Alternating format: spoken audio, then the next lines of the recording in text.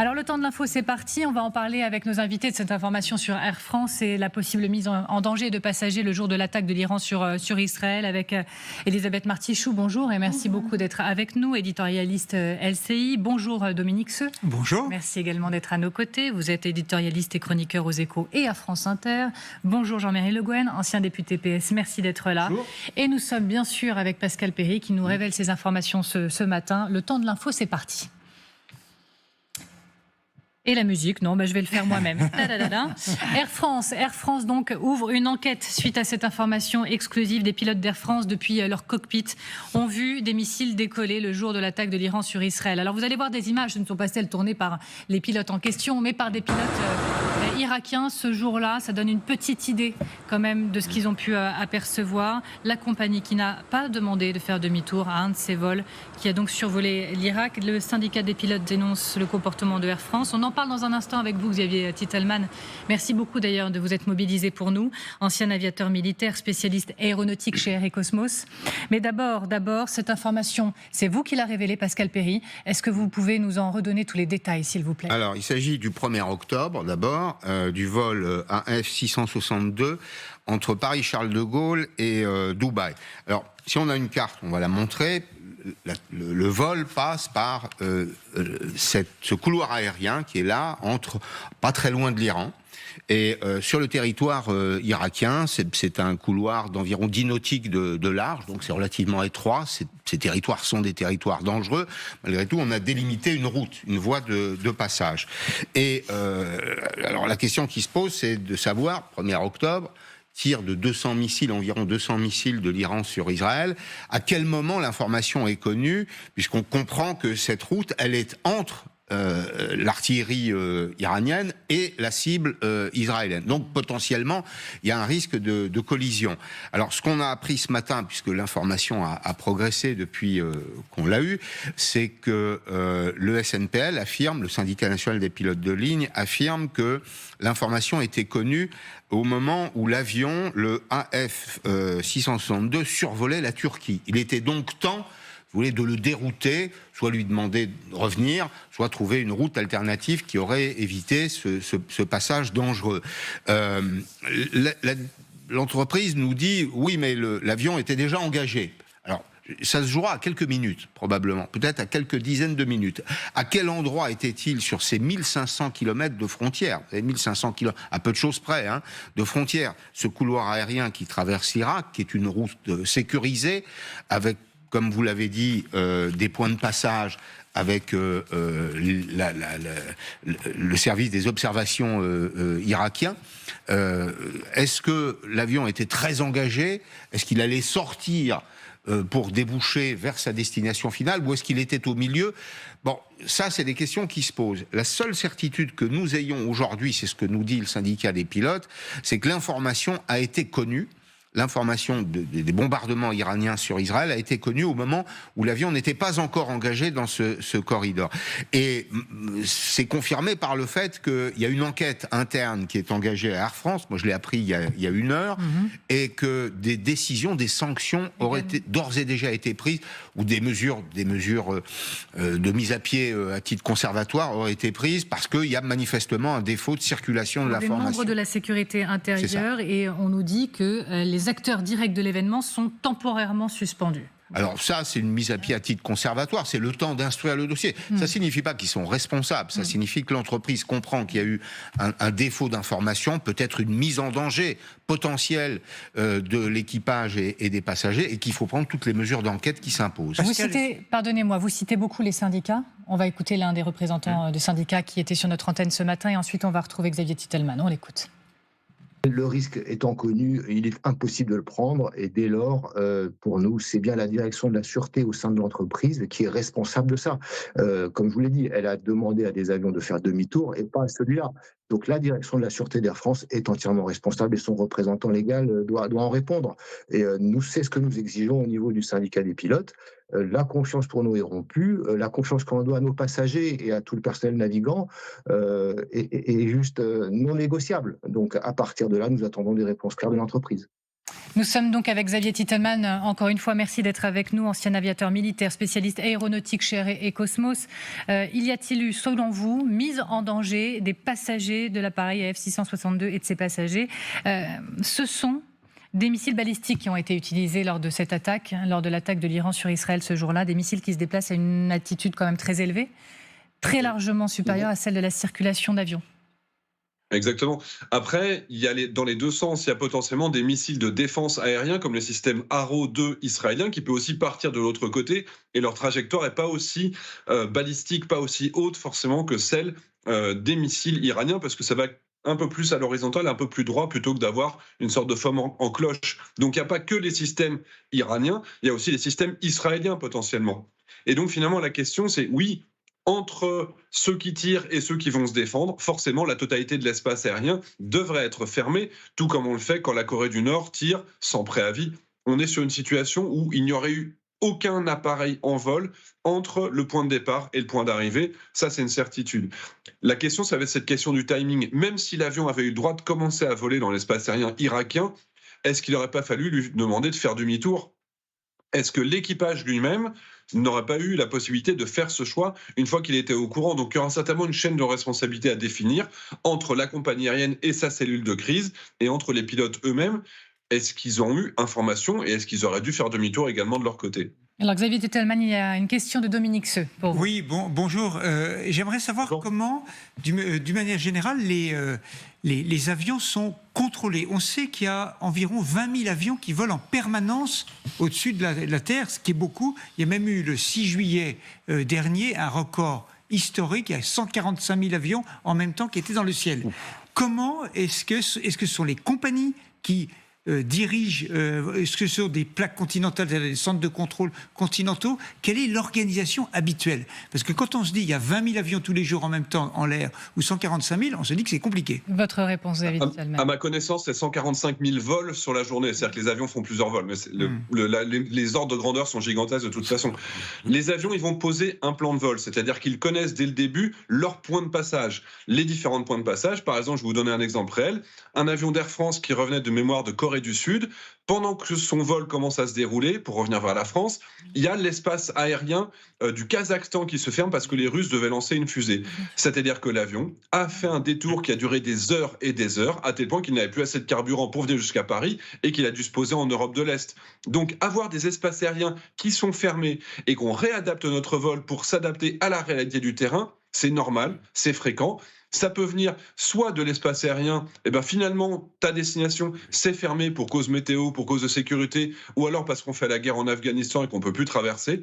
Soit c'est la compagnie aérienne elle-même qui, en communiquant avec ses pilotes, va leur dire « Écoute, la situation n'est plus celle qu'on avait prévue, tu ne peux plus te poser à Beyrouth parce qu'il y a des émeutes et des incendies sur l'aéroport comme ça y est arrivé il y a quelques temps, et les avions sont déroutés pour se poser par exemple sur Chypre. » Ça, c'est des exemples réels que je vous donne. Donc aujourd'hui, on est sur une situation, c'est pas la première fois, c'est pas la dernière fois que ça arrive, qu'on réoriente des avions. C'est pas la décision du pilote, c'est la compagnie ou les contrôleurs aériens qui vont leur donner un ordre. Pascal Perry, vous aviez un complément d'information à nous apporter. Enfin, oui, en tout cas, une question. Comment se fait-il, Xavier, que les compagnies du Golfe, notamment Emirates, Qatar, et je crois la Qantas aussi, qui est une compagnie australienne, aient dérouté leurs avions? Ça, c'est le premier aspect. Et deuxième question, quand on est au milieu, hypothèse, tiens, un pilote, quand on est au milieu là, de ces 1500 km de traversée, est-ce qu'il n'est pas plus sûr d'aller au bout que de faire demi-tour? C'est ce que j'allais dire. Une fois qu'ils sont engagés, mais encore une fois, on n'a pas aujourd'hui l'information de quel niveau d'engagement est-ce qu'ils avaient. Est-ce qu'ils avaient déjà fait la moitié du chemin? Est-ce qu'ils en étaient aux 2/3 du chemin? Demander au contrôle aérien, est-ce que je peux faire demi-tour à 800 km/h? On met peut-être un quart d'heure à faire son demi-tour, on perd du temps avant de voir l'autorisation. C'est certainement, dans certains cas, plus rapide, plus efficace et moins dangereux de continuer tout droit. Avoir, comme on le voit sur les images en bas à gauche de l'écran, des fusées, des missiles qui vont décoller, finalement à Cap Canaveral, ou même avec les fusées Ariane, on a régulièrement ce type d'images qui sont filmées par des passagers, des avions. Donc si ça se contente de passer au loin, il n'y a pas de problème. La question c'est, est-ce que tous ces missiles vont fonctionner? Est-ce qu'ils vont rester en très haute altitude? Et finalement, c'est le doute sur la fiabilité des systèmes iraniens.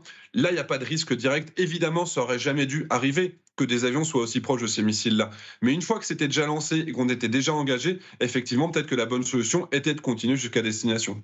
Question complémentaire, mais comment ça se passe concrètement entre le Quai d'Orsay, les renseignements, Air France, la sûreté dans un moment pareil ?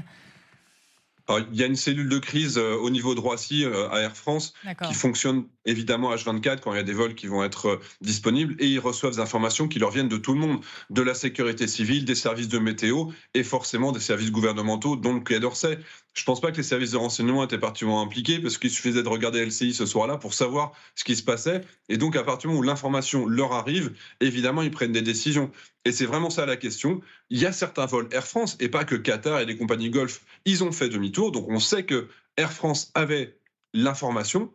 Et cet avion qui a traversé, je suis quasiment sûr qu'il était déjà engagé et que c'est pour ça qu'ils ne lui ont pas dit de faire demi-tour. Il devait connaître la situation, il devait estimer que c'était plus sûr de continuer plutôt que de faire demi-tour. Et effectivement, heureusement pour tout le monde, cet avion est arrivé à bonne destination.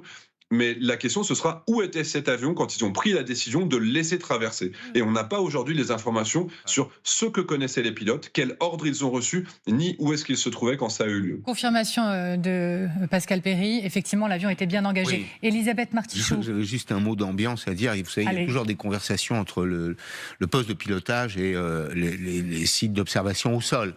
Les vols sont suivis. Ce qu'on me dit, c'est que la conversation entre les pilotes et le contrôle au sol était très particulière. C'est pas une conversation qu'on a habituellement. C'est-à-dire qu'ils leur ont souhaité bonne chance et ils sentaient que la voix était un peu chevrotante. Enfin, qu'au sol, ils étaient embêtés, si vous voulez. Les Irakiens. Oui, les Irakiens qui ont dit bonne chance aux pilotes français. Et ils sentaient qu'il y avait quand même un peu de tension et des risques. Ils ne les envoyaient pas dans la gueule du loup, mais... Elisabeth Martichoux. C'est quand même assez effrayant. Je rappelle, il y avait combien de personnes à bord ? Deux questions, c'est possible. D'abord, est-ce que c'est le service de sûreté ou le contrôle aérien qui est responsable in fine du choix qui a été fait, éventuellement, effectivement, de le laisser poursuivre dans la zone à risque ? Et deuxième question, si j'ai bien compris, le risque, le point d'impact possible, ça n'était pas au moment de la circulation, mais quand le missile aurait pu, dans sa progression dans le ciel, de frapper un avion. Sinon, il n'y avait pas de risque de télescopage entre le missile et l'avion d'Air France. Xavier Titelman. Oui, il aurait fallu que les avions passent quasiment à la verticale du site de lancement de ces missiles pour qu'il y ait réellement un risque pour l'appareil lui-même. Mais de toute façon, d'une manière générale, on fait par exemple dans la marine, on fait ce qu'on appelle du blanchiment de zone, juste au cas où il y a une fusée Ariane 5 qui explose avec des morceaux qui retombent, on va fermer des zones qui sont absolument gigantesques sur l'océan Atlantique au large de la Guyane. Donc oui, si ces missiles fonctionnent et qu'on ne passe pas directement à la verticale, ces missiles vont aller tellement haut qu'il n'y a aucun risque pour l'avion lui-même. Mais par principe, ces zones doivent être fermées. Et encore une fois, les contrôleurs aériens irakiens qui parlent aux pilotes, oui, ils auraient pu donner l'ordre de faire demi-tour. Oui, le Quai d'Orsay aurait pu demander de faire demi-tour, puisqu'on est dans un espace français quand on est à bord d'un avion d'Air France. Oui, les pilotes eux-mêmes auraient pu faire demi-tour. Donc finalement, la chaîne de décision et de responsabilité, elle va être beaucoup plus difficile à estimer. Si les pilotes, si les contrôleurs aériens irakiens avaient pris la décision de dire « bah non, vous faites demi-tour parce que c'est trop dangereux en face », ils ne l'ont pas fait.